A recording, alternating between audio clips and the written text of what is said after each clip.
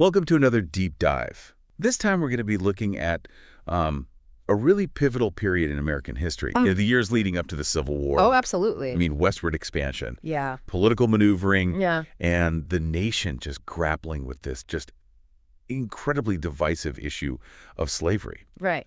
So we're using a chapter titled The Impending Crisis, Okay. and it really takes us from the annexation of Texas all the way up to the eve of the Civil War. So buckle up. I think this one's going to be a real wild ride. Yeah. It's a fascinating period because it's not just about dates and battles. Right. It's about this collision of ideologies and ambitions and fears Totally. that really kind of set the stage for this devastating conflict. Okay, so to kick things off, I have to admit, I was a little surprised to learn that Texas wasn't always part of the United States. Right. I mean, it had this whole kind of complicated history with Mexico before it became a state. Yeah. Can you kind of set the scene for us? Like, how did that all play out? Well, it's true in the early 1820s, Mexico was actually encouraging American settlers to come to Texas. And they had this law called the Mexican Colonization Law, offered cheap land and tax exemptions to attract settlers. Wow. So they were really rolling out the red carpet. Yeah, they were. And one of the key figures in this early settlement was Stephen F. Austin, Okay. who established the first legal American settlement in Texas in 1822. But as more and more Americans settled in Texas, Mexico started to get a little nervous. Yeah, like maybe they made a mistake. Yeah, so in 1830, they actually banned further American immigration into Texas. Oh, wow. But the settlers kept coming anyway. They weren't going to be stopped. And tensions began to escalate. And by 1835, the Texans, fueled by this desire for greater autonomy and concerns about their rights under Mexican rule, revolted. And that's when we get to those legendary battles. I mean, the Alamo, Goliad, San Jacinto, these stories are just, they're so captivating. They are. But beyond the drama, what were the real long-term consequences of Texas winning its independence? Well, it's important to remember that the Texas Revolution wasn't just about these battles. It really set this chain of events into motion that would have these huge consequences for the United States. I mean, Texas's victory created this independent republic, but it also raised this big question. Would Texas join the United States or would it remain independent? I see. So that's like a ticking time bomb waiting to go off. It was. And that question would become a central issue in American politics and a major catalyst for the expansion of slavery. Oh, wow. Okay, so now fast forward to the 1844 U.S. presidential election. Was Texas annexation like a big issue during the campaign? Oh, it was huge. But neither of the major party candidates really wanted to address it directly. Right. You had Henry Clay, the Whig candidate, and Martin Van Buren, the Democrat. Okay. They both tried to avoid taking a firm stance on Texas because they were afraid of alienating voters. It's so interesting how, like, these political calculations sometimes overshadow the actual issues. Yeah. So they were trying to play it safe. But that kind of opened the door for a dark horse candidate, right? Yeah. It did. I think it was James K. Polk, if I'm remembering correctly. Yes. Polk was a former Speaker of the House and governor of Tennessee. And his whole platform, expansion, expansion, expansion. He wanted to reoccupy Oregon and annex Texas, and he was very vocal about it. And voters loved that, right? They did. It resonated with a lot of people. And Polk ended up winning the election, defeating Clay by a pretty significant margin. But this is where things get even more fascinating. Because outgoing President John Tyler, a Whig, who actually disagreed with his own party's stance on Texas, saw an opportunity here. Yeah. He decides to push through Texas's annexation before Polk could even take office. It's like this last-minute power move. It was. And it worked. Texas officially became a state in December 1845. Wow. Just a few weeks before Polk was inaugurated. That's incredible. But that victory came with a pretty hefty price tag. Because Mexico was obviously not thrilled about this. They were furious. Mexico had never recognized Texas's independence. And they saw this annexation as a direct act of aggression by the United States. Diplomatic relations were cut off, and it was pretty clear that things were headed towards conflict. And it wasn't just about Texas, right? There were also disputes over the boundary between Texas and Mexico, and President Polk had his eyes on California and New Mexico as well. That's right. The boundary dispute between the Rio Grande, which was claimed by Texas, Okay. and the Nueces River, which was claimed by Mexico, became a major flashpoint. Hmm. And to complicate matters further, President Polk, eager to secure California for the United States, sent General Zachary Taylor to Texas with orders to protect against a potential Mexican invasion. So was California seen as like this prize because of its beautiful coastline and its potential for agriculture? Well, that's part of it, but it goes beyond that. Polk believed that California was absolutely crucial for securing American dominance in the Pacific. Okay. I mean, remember, this is the era of manifest destiny, the belief that the United States had a God-given right to expand across the continent. Right. So California was like this key piece of the puzzle. It was, and California itself at that time wasn't exactly a stronghold for Mexico. No. While it was technically under Mexican control, it had an incredibly diverse population. Hmm. You had Native American tribes, Mexicans, and a growing number of American settlers. And a lot of those settlers were already calling for California to join the United States. So you have this really complex situation brewing. A boundary dispute, a Mexican government that's outraged over the annexation of Texas, American settlers pushing for California to join the U.S., and a president determined to expand American territory. I mean, what happens next? Well, Polk tries to avoid war. He actually offers to buy California and New Mexico from Mexico. Oh, wow. But Mexico, understandably, refuses. I can imagine. So Polk then orders General Taylor to advance his troops from the Nueces River to the Rio Grande, right into this disputed territory. That seems pretty provocative. It was. Mexican troops, seeing this as an invasion, attacked American soldiers, and in May 1846, Congress declared war on Mexico. So that's the start of the Mexican-American War. Now, I know the Mexican War is a fascinating story in itself, but for the sake of this deep dive, I think it's important to understand how it connected to the impending crisis of slavery. Absolutely. The Mexican War was incredibly controversial, and it just poured gasoline on this already raging fire of the debate over slavery.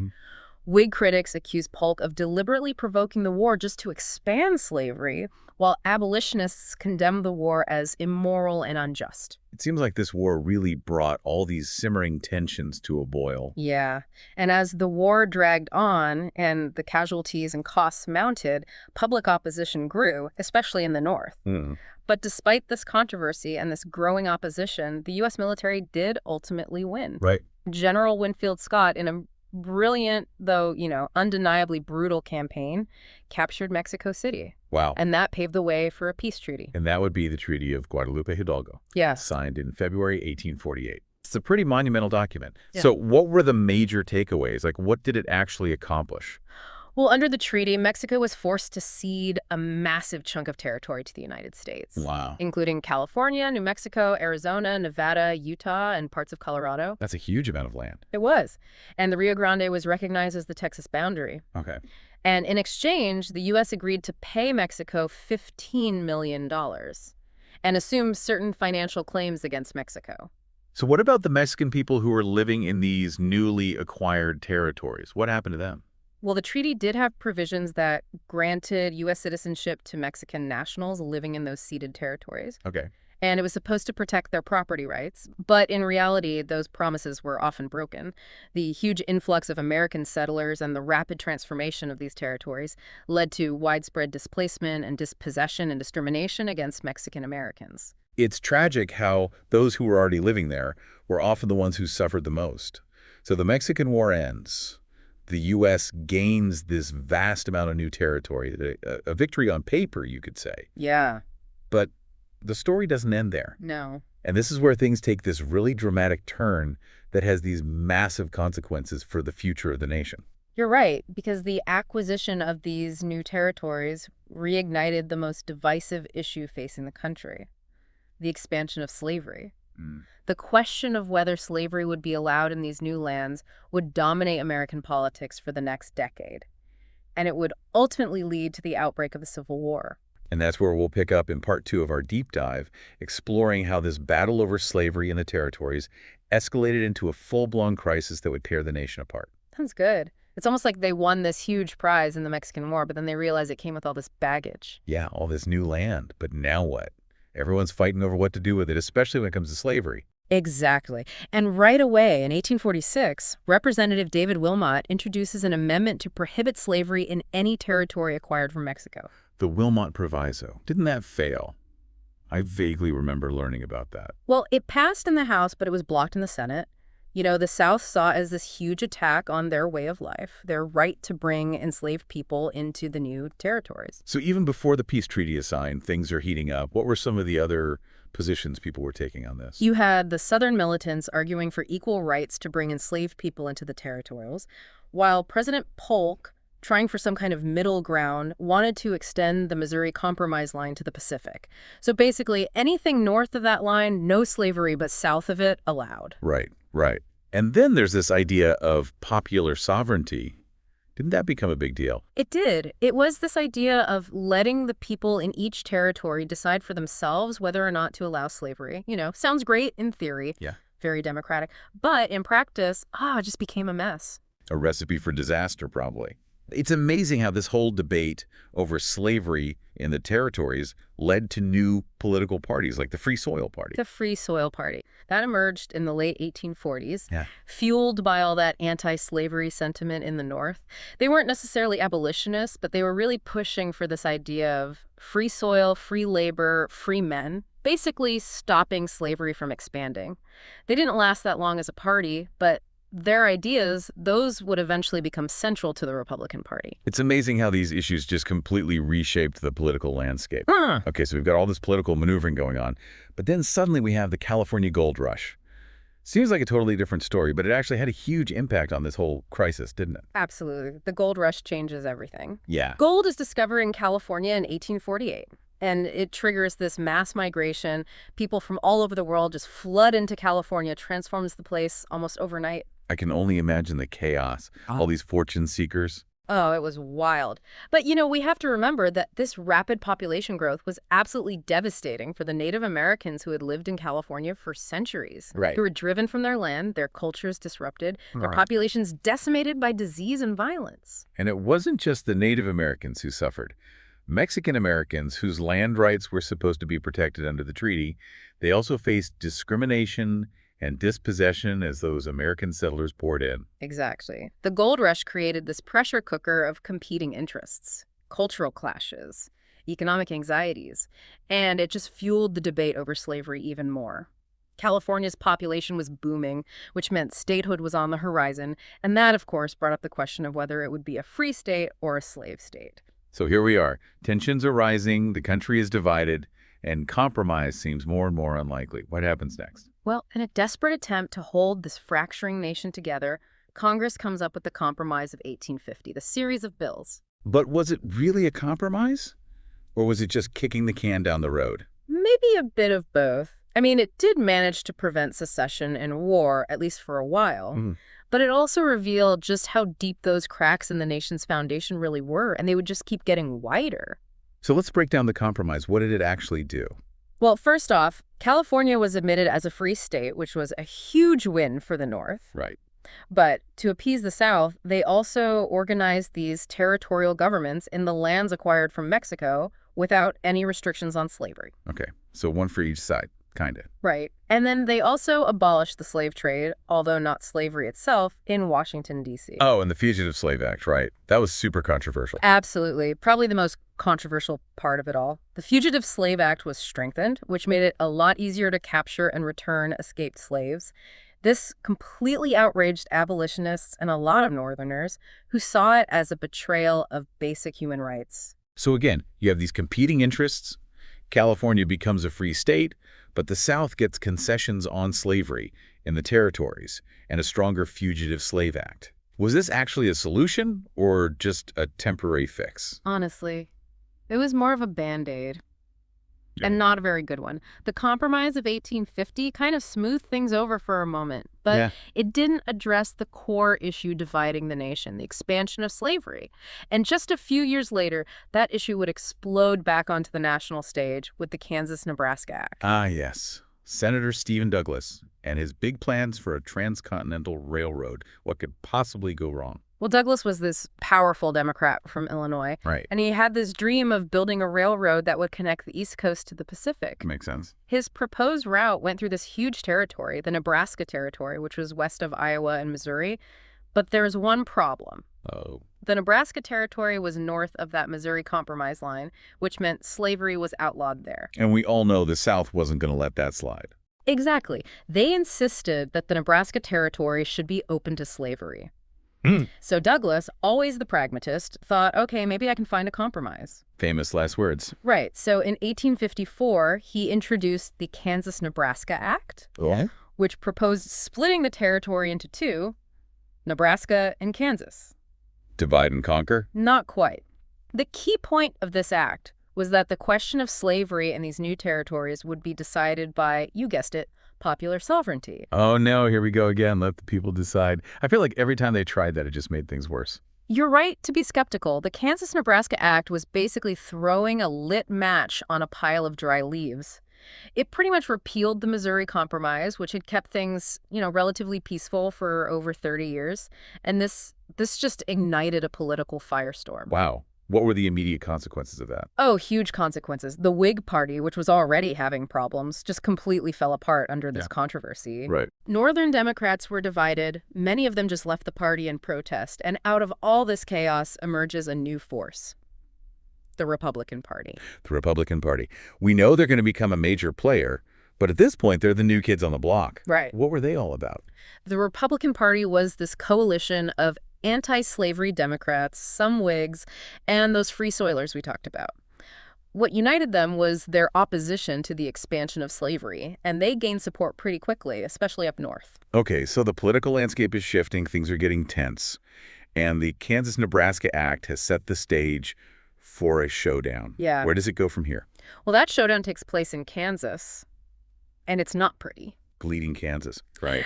Such a tragic and violent chapter. It really is. That act turned the Kansas Territory into a battleground. Both pro-slavery and anti-slavery settlers flood in, just determined to control the vote. We're talking about the border ruffians and the Jayhawkers, right? Yes.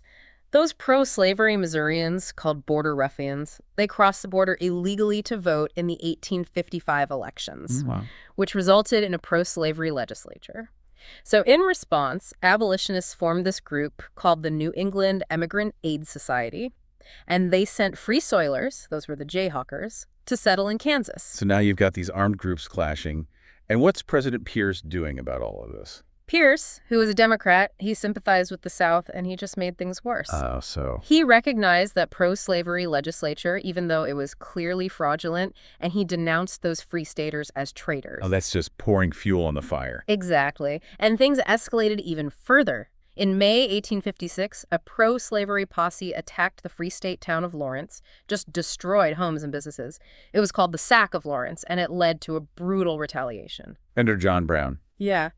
Brown, enraged by what happened in Lawrence, he led a group on this horrific raid at Pottawatomie Creek in Kansas. They dragged 5 pro-slavery settlers from their homes and hacked them to death with swords. It was brutal. The Pottawatomie Massacre was a real turning point. It showed just how far both sides were willing to go. Absolutely. The violence in Kansas was really a reflection of this larger national struggle. It showed that compromise was pretty much impossible, and the country was on the verge of civil war. So we have the violence in Kansas, and then we have this powerful anti-slavery novel that's captivating the nation. Yeah. And the political system seems completely unable to find a solution. Yeah. Where do we go from here? Sadly, the violence wasn't limited to Kansas. It would soon reach even the halls of Congress in this shocking act of brutality that would just inflame tensions even further. You're talking about the caning of Senator Charles Sumner? Yes, that event was just horrifying. It's hard to believe that something like that could happen in a place like the U.S. Senate. I know. Yeah. Sumner, he was this passionate abolitionist senator from Massachusetts. Right. And in 1856, he gives this speech called The Crime Against Kansas. And in it, he just tears into the pro-slavery forces in Kansas and personally attacks Senator Andrew P. Butler of South Carolina. And then Butler's nephew, Congressman Preston Brooks, decided to defend his uncle's honor in the most brutal way possible. He did. 2 days after Sumner's speech, Brooks just walks right into the Senate chamber, goes up to Sumner, who's sitting at his desk writing, and just starts beating him over the head with this heavy cane. Oh, my God. Just kept hitting him until Sumner collapsed unconscious. That is just unbelievable. It really was this shocking display of violence that horrified the North and just made the divide between the two sides even worse. So Sumner's seriously injured, Yes. out of commission for years. Yeah. What happened to Brooks? Brooks resigned from Congress, but get this, he was immediately reelected by his constituents, who saw him as a hero for defending Southern honor. It's just mind-blowing how differently the North and South viewed this event. It really highlights that growing animosity and polarization between them. It was like the gloves were off, you know? Right. The nation was headed toward a collision. And this incident really underscored the South's increasing defensiveness about slavery. Mm-hmm. It's like they weren't just defending it anymore. They were developing this whole ideology to justify it. Exactly. It's chilling to think about how an ideology can be used to rationalize something so horrific. Mm-hmm. What do you think were some of the key factors that led to this shift in Southern thinking? Well, there was the memory of Nat Turner's rebellion in 1831, Right. that slave uprising in Virginia, Right. that really terrified Southern whites. It reinforced their fears of slave revolts. Then you have the expansion of the cotton economy, which was fueled by the invention of the cotton gin. Right. That made slavery incredibly profitable, just entrenched it further into the Southern way of life. Right. And of course, the rise of the abolitionist movement in the North added fuel to the fire. Oh, absolutely. As abolitionists became more vocal, Southerners felt increasingly attacked and misunderstood. They started to see themselves as victims of Northern aggression and felt like they had to defend their way of life, their economy, their very identity. Who were some of the key figures in developing this pro-slavery ideology? I know John C. Calhoun was a big one. Calhoun was a prominent Southern politician, former vice president. Right. And in 1837, he makes this famous statement that slavery wasn't a necessary evil, but rather, quote, a positive good. Wow. He argued that enslaved people in the South were actually better off than wage laborers in the industrialized North. It's hard to believe that argument could be made considering the realities of slavery. It was. But Calhoun and others, they created these elaborate justifications for their position. They claimed that slavery was essential for maintaining order and stability in Southern society, that it was the foundation of their economy and prosperity. They drew all these comparisons between what they saw as this idyllic and paternalistic Southern way of life versus the supposedly corrupt and greedy and chaotic industrial North. So it's not just defending slavery, it's promoting it as a superior system. Exactly. And they even used biblical arguments, claiming slavery was sanctioned by God, that the Bible supported racial hierarchy. And these pro-slavery arguments, they would gain even more traction with a landmark Supreme Court decision in 1857, the Dred Scott decision. Dred Scott. That's a huge one. I'm a little fuzzy on the details. Can you remind us what that case was all about? Well, the case involved Dred Scott, who was an enslaved man from Missouri. Okay. And he'd been taken by his owner to free territories. Right. And after his owner died, Scott sued for his freedom, arguing that because he lived in free territory, he should be a free man. These are pretty straightforward. What happened? Well, the case went all the way up to the Supreme Court. Wow. And Chief Justice Roger Taney issued this ruling that just stunned the nation. Yeah.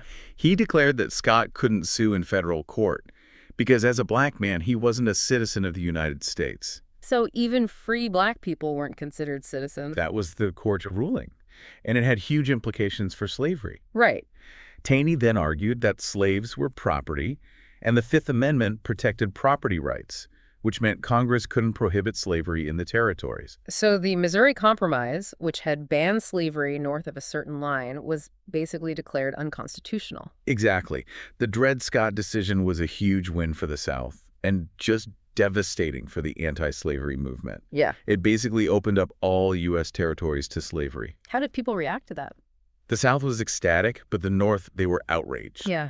Many saw it as a sign that the slave power had corrupted the Supreme Court. The Republican Party, which was new at the time, they vowed to fight back, promised to overturn Dred Scott if they ever got control of the government. So this feels like a major turning point. The stakes are higher.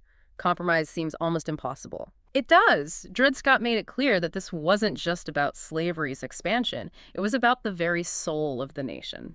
And as all of this is happening, a figure who had gained attention during those Kansas-Nebraska debates steps onto the national stage.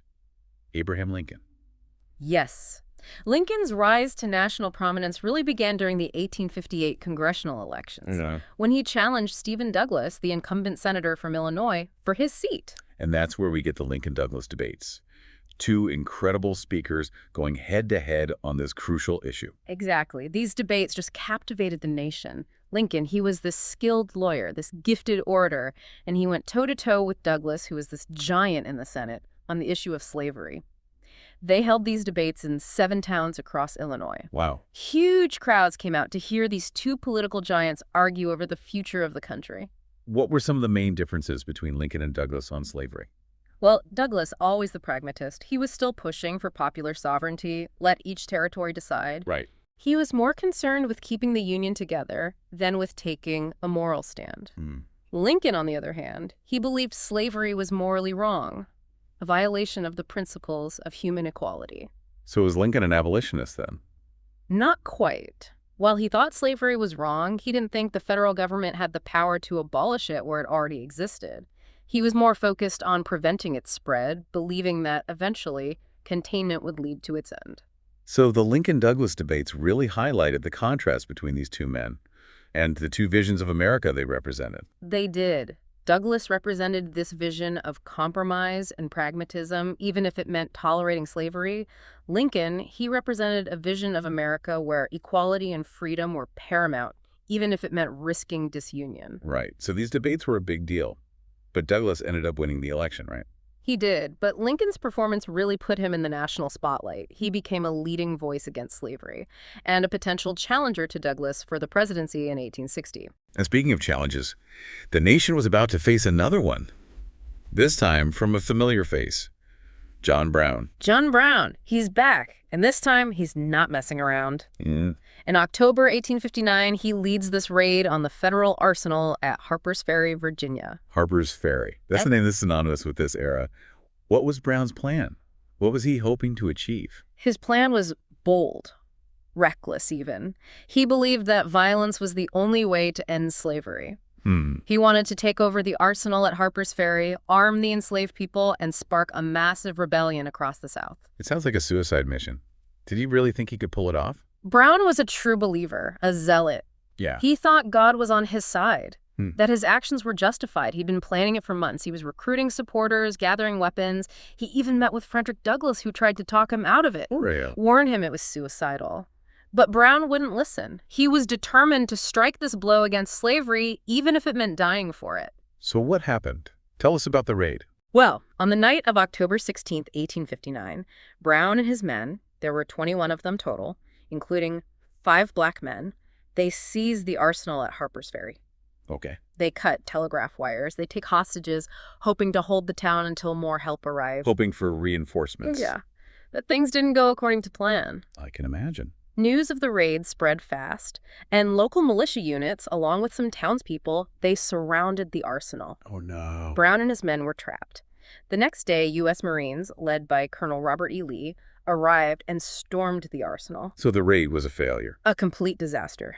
10 of Brown's men were killed in the fighting, including 2 of his sons. Brown himself was captured, badly wounded, and put on trial for treason, murder, and inciting an insurrection. John Brown's raid on Harper's Ferry, it was a dramatic attempt to start a slave rebellion, but it ultimately failed. It did. But its impact on the nation was huge, right? Oh, it sent shockwaves through the country, just deepened that divide between North and South. Yeah. In the North, a lot of abolitionists saw Brown as a martyr. They admired him for being willing to sacrifice his life for the cause. But in the South, the raid just confirmed their worst fears. They saw it as proof that the North was plotting to incite slave rebellions, that they were trying to destroy their way of life. So the raid, it really raised the stakes even higher. It did. Made it clear just how close to the brink the country really was. It created this sense of paranoia and mistrust that would be really hard to overcome. Yeah. And it pushed slavery to the very forefront of the 1860 presidential election, which, as we'll see, was the breaking point. Last time, we left off on the eve of the 1860 election. Things were really coming to a head. Decades of tension, failed compromises, all building to this moment. It really was a turning point. The 1860 election wasn't just another election. It was a showdown over the future of the nation. Everything was on the line. The Democratic Party, which had been in charge for so long, they were just falling apart at the seams. Yeah. The slavery issue finally broke them. Southern Democrats wanted a platform that protected slavery in the territories, no question. And Northern Democrats, led by Douglas, were still holding on to popular sovereignty. They just couldn't see eye to eye. Nope. Couldn't agree on a candidate, so they split. Each faction nominated their own guy. And that created a huge opportunity for the Republicans, who were still pretty new on the scene. Exactly. The Republicans, they knew this was their chance, but they also knew they couldn't just rely on their anti-slavery base to win the presidency. They had to appeal to more people. So how did they do that? How did they broaden their appeal? Well, they put together a platform that spoke to a wider range of voters. They supported things like high tariffs to protect American industries, internal improvements like roads and canals, a homestead bill to encourage westward expansion, and building that transcontinental railroad. So issues that would appeal to a lot of different groups, not just the diehard abolitionists. Right. But they were also very clear in their opposition to the expansion of slavery into those new territories.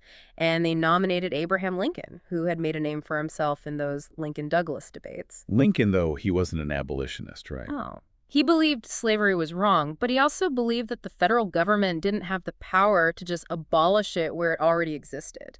His focus was on stopping it from spreading.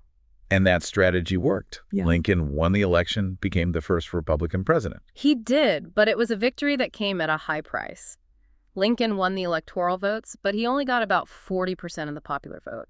And even more importantly, his win, it was seen as a declaration of war by a lot of people in the South. They saw it as a threat to their entire way of life. They did. Yeah. Southern states believed Lincoln's victory meant the end of their way of life, their economy, everything. And within a few months of Lincoln taking office, 7 Southern states, South Carolina, Mississippi, Florida, Alabama, Georgia, Louisiana, and Texas, they seceded from the Union. They formed the Confederate States of America. The nation was literally splitting apart. It was. And just a few months later, in April 1861, Confederate forces fired on Fort Sumter in South Carolina. And that was the start of the Civil War. The war that had been brewing for decades had finally begun, and it would become one of the most brutal conflicts in American history. 4 years, over 620,000 soldiers dead. The Civil War was a turning point for America, a test of its very soul. This conflict over freedom, equality, the meaning of union, and its impact is still felt today. We've covered so much in this deep dive, from Texas joining the U.S. to the brink of the Civil War. It's been a journey through some of the most dramatic and important events in American history. As we wrap up, what are some of the key takeaways you hope our listeners will remember? I think it's important to remember that history isn't just dates and names in a textbook. It's about choices people made, the forces that influenced them, and the ripple effects those choices had across generations. The events that led to the Civil War, they weren't inevitable. They happened because of decisions made by individuals, political parties, institutions, and those decisions had lasting consequences. They shaped the nation we live in today. It's also a reminder that these issues that divided the country back then, things like slavery, equality, the balance of power, those are still relevant today. We're still wrestling with the legacy of slavery and fighting for racial justice. We're still debating the role of government and what freedom really means. And we're still trying to build a more perfect union. The Civil War reminds us that creating a just and equal society is a never-ending process. It takes constant work, a willingness to challenge what's wrong, and a dedication to those ideals of freedom and equality for all. Thank you for joining us for this deep dive into such a crucial period in American history. We hope it's made you curious and that you'll keep exploring the complexities of our nation's past. Because understanding where we've come from, that's how we can face the challenges of today and create a better future for everyone.